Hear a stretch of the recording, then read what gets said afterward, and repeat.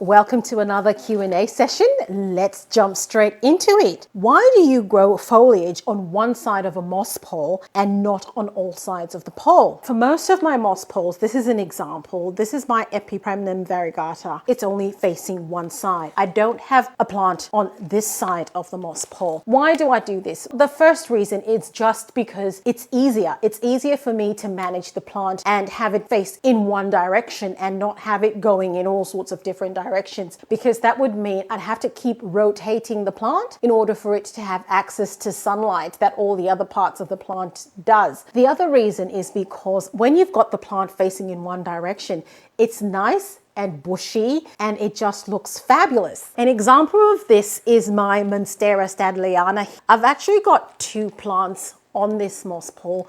One is a very small one over here, and I've got the one that's gone really big and going all the way up to the top. This plant looks fabulous. I could have put the second one at the back, but it wouldn't look as lovely as it does because it's so lovely and bushy. I just want them to look so bushy and so glorious. Look at that lovely, lovely leaf with the white. Beautiful. Next question. What plants work best in Leca in your experience? My experience is not that vast. I haven't been growing in semi-hydro for a very long time, so I'm not too sure. I'm very much at the testing phase and I'm testing every plant. Any plant that I get, I put straight into Leca to see what will happen. Some plants have done way better than others, and when I say others, you know, things like I've not been too successful with my string of pearls. I don't know what's happening there.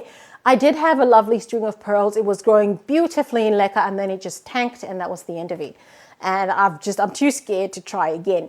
But as far as I'm concerned, I think every plant should be able to grow in Leca because Leca is just a medium. It's about the conditions that you're providing. So I think all plants should. I don't know, so I'm testing to find out. And when I find a plant that doesn't work as well, I'll be sure to let you know.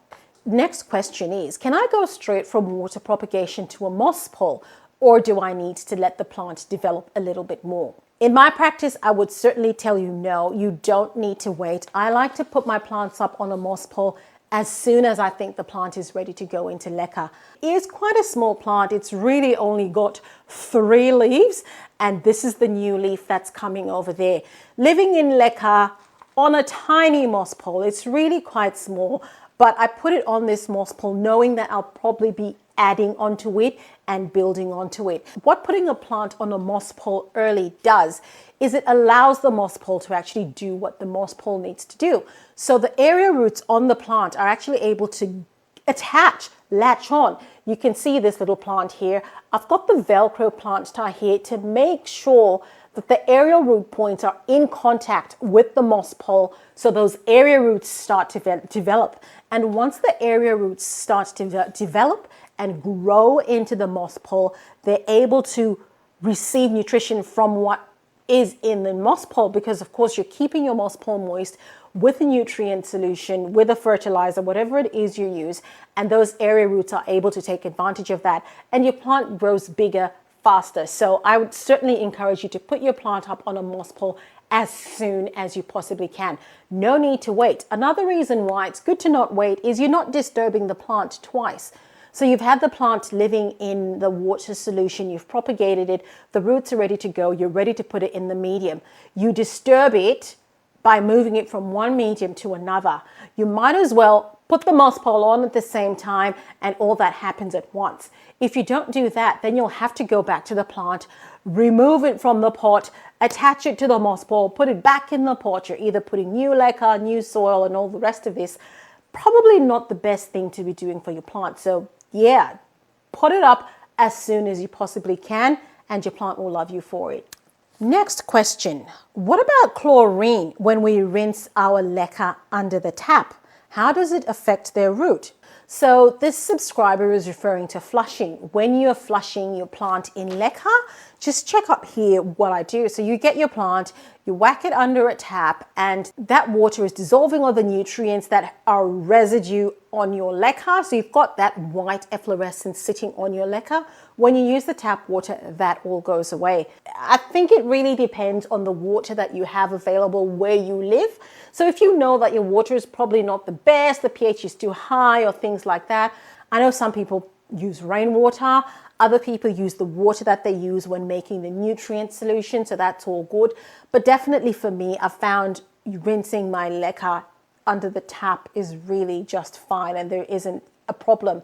Because remember, what happens when you're flushing as well is you flush your plant and you actually let it rest for a little bit. So you're actually not putting it directly back into the reservoir and having that water from the tap diluting that solution in your reservoir. So you let your plant drip dry, as it were, before you put it back in your reservoir, and in all likelihood things should be fine. If you've got any experience with this, I'd love to hear about it, because of course I talk about things that I experience where I am. So if you've had issues with flushing under tap water, or if you use a different kind of water to flush your plants, please let me know in the comments below. I'd really like to hear about it. I'd love to learn about that. Thank you for that question. Another moss pole question. Why do you put your moss poles at the edge of the pot and not right in the middle? This little plant is actually right at the edge over there. It's not right in the middle. Back to my monstera. Again, that's right at the edge of the pot.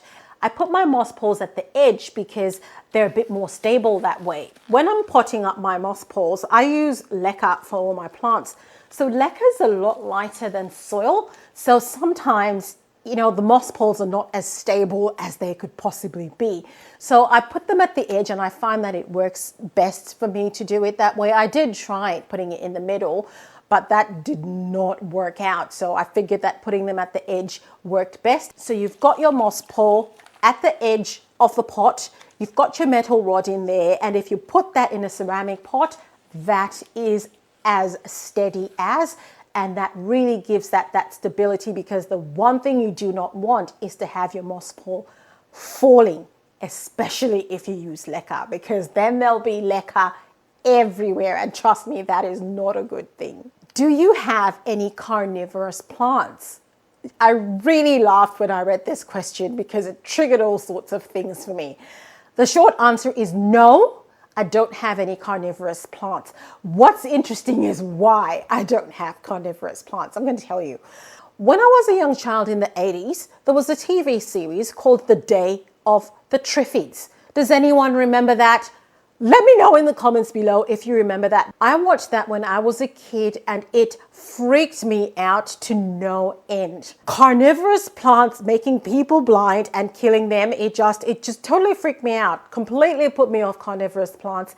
And I think that's probably the reason why I just, you know, inherently I just keep away from the carnivorous plants, because they just, honestly, they just trigger me. And that's Day of the Triffids. If you haven't seen it, go check it out. It will freak you out. It freaked me out. Anyway, can I put my money tree in Leca? You won't believe how many times I actually get this question. You will not believe. So many people have asked me this question. And the short answer to this is I don't know. I just don't know, because I don't have a money tree. The long answer is I don't see why not. And you will be glad to hear that this weekend I actually found a money tree in Australia. I have bought it. It is arriving in my home probably next week. And when it does, I am going to put it in Leca, and there'll be a video out for you guys letting you know what happens when I put my money tree in Leca. So watch this space. This question is a bit of a long one, so bear with me. I have to read the background. I replanted my young Adansonii variegated in Leca. The first leaf has turned yellow after a couple of days. There are 3 leaves in total plus 1 new shoot. I meticulously followed your instructions. Could it just be shock? Or could I lose the plant? Have I planted it too soon? Oh, variegated Adansonii. I have heard a lot of things about this plant. It can be quite heartbreaking, so I don't know. Also, I would love to actually see what this plant looks like, because there's variegated and there's variegated.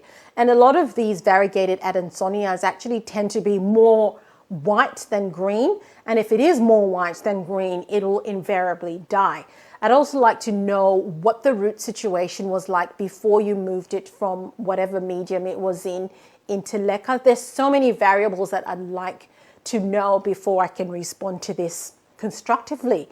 But yeah, if things are completely going downhill, I would be going into like aggressive measures, taking it out of the leca, putting it back in your nutrient solution to propagate some more.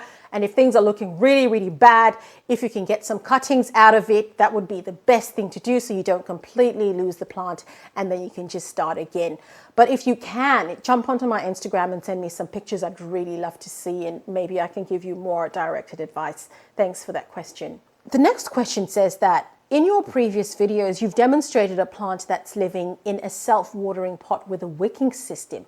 What plants would benefit from a wicking system? I think any plant that's living in leca would benefit from a wicking system if you have one. So the plant that you'd be referring to is my peace lily, and that's my peace lily here, and that's the self-watering pot that it's in, and it's got that little wicking system there at the corner. This plant is doing well, it seems happy, so I would definitely recommend a wicking system for any plant if you can have one. This is my little variegated watermelon peperomia. She's living in a lechuza pot that has a little wicking system as well. This plant has done so well. I've actually just transitioned it from soil to leca. If you haven't seen the video where I do this, just click on the link above and that'll take you there. Plant is actually living in a planter that's got a wick. You can see that's the wick there, and you can see the nutrient solution dripping from the wick. So I would say this plant is very happy, and if you can get a wicking system for your plants, why not? Go ahead, do it. These sessions are absolutely fantastic and jam-packed with all sorts of information coming at me from all sorts of angles. I've got the post up for the Q&As in my community tab, so go ahead and ask some more questions.